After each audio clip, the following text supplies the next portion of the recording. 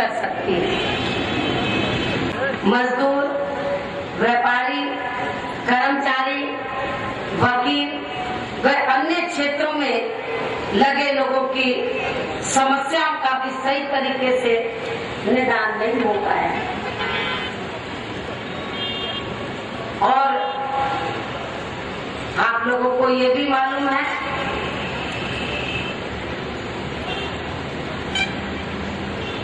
कि आजादी के बाद से लेकर अब तक महंगाई भी लगातार तेजी से बढ़ रही है, जिसका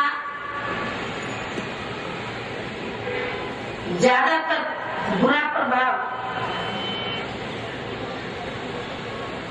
इस देश के गरीब, लेकिन इन सबका मुख्य कारण क्या है?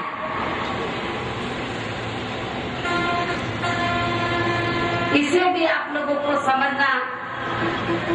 बहुत जरूरी है। और इस बारे में मैं आप लोगों को ये अवगत कराना चाहती हूँ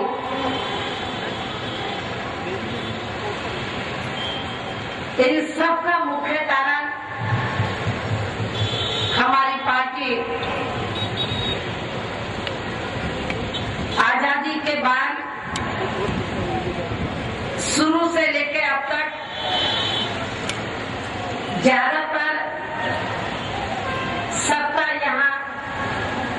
कांग्रेस व बीजेपी तथा इनकी सहयोगी पार्टियों के हाथों में आने को मानकर चलती है।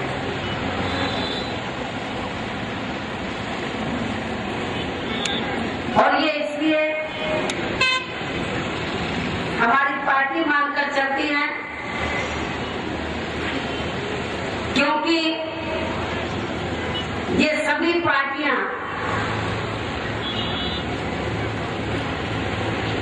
शुरू से लेकर अब तक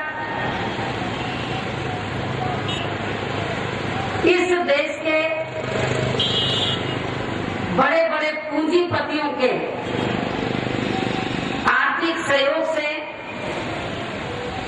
सत्ता में आती रही है।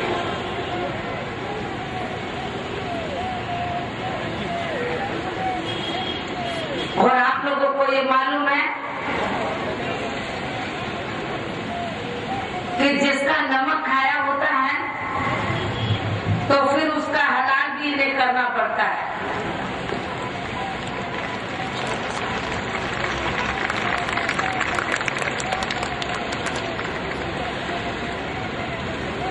और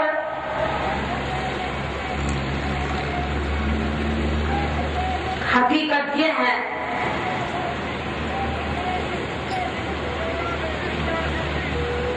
कि आजादी के बाद से लेकर अब तक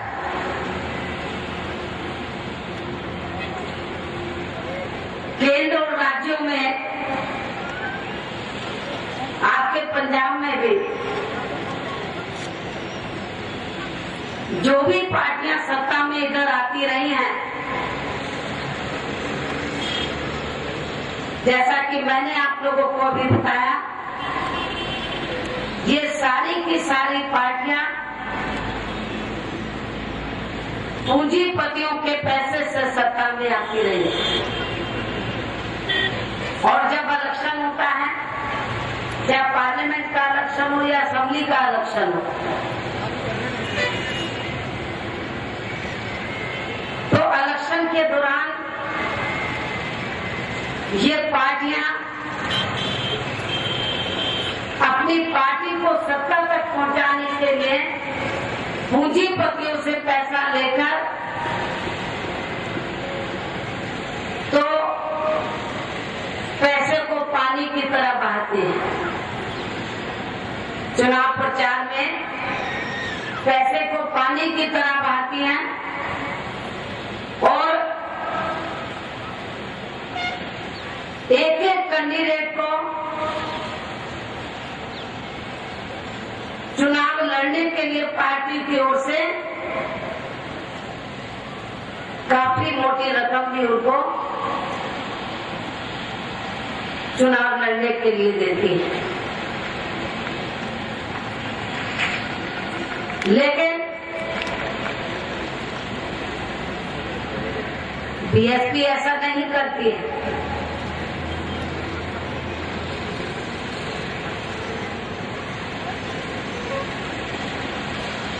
बीएसपी को छोड़कर कांग्रेस, बीजेपी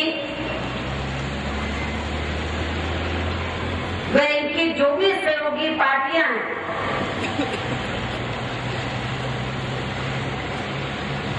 ये सत्ता में पहुंचने के लिए पूंजीपतियों के, बड़े बड़े पूंजीपतियों के ऊपर ये निर्भर रहती हैं। उनसे पैसा लेकर चुनाव लड़ती हैं, फिर सत्ता तक पहुंचती है और सत्ता में पहुंचने के बाद फिर इन पार्टियों का ध्यान आपके प्रदेश या देश की आम जनता की तरफ नहीं जाता, उनके हितों की तरफ नहीं जाता है।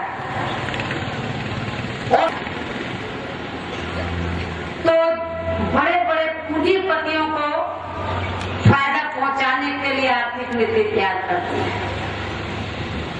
क्योंकि उनकी मदद से ये पार्टियां सत्ता में आती रही हैं।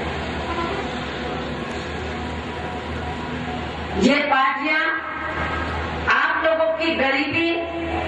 व बेरोजगारी को दूर करने के लिए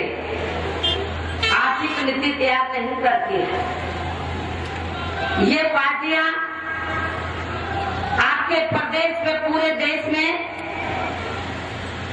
विभिन्न क्षेत्रों में लगे लोगों की समस्याओं का निदान करने के हिसाब से आर्थिक नीति तैयार नहीं करती है, बल्कि इसके स्थान पर बड़े बड़े पूंजीपतियों को फायदा पहुंचाने के हिसाब से, जिनके पैसे से ये पार्टियां अभी तक सत्ता में पहुंचती आई हैं, तो उनके हिसाब से आर्थिक नीति तैयार करती है, जिसके कारण ही इस देश में अकेले बहुजन समाज में ही नहीं, बल्कि सब समाज के अंदर गरीबी व बेरोजगारी लगातार बढ़ती चली जा रही है और इसके साथ साथ महंगाई भी आज दिन तेजी से बढ़ती चली जा रही है। इसके अलावा विभिन्न क्षेत्रों में लगे लोगों की समस्याओं का भी सही तरीके से निदान नहीं हो पा रहा है। इस असलियत को भी समझना आप लोगों को बहुत जरूरी है।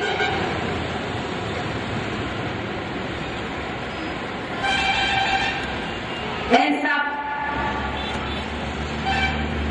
हकीकत को ध्यान में रखते हुए समस्याओं से छुटकारा पाना चाहते हैं, निजात पाना चाहते हो,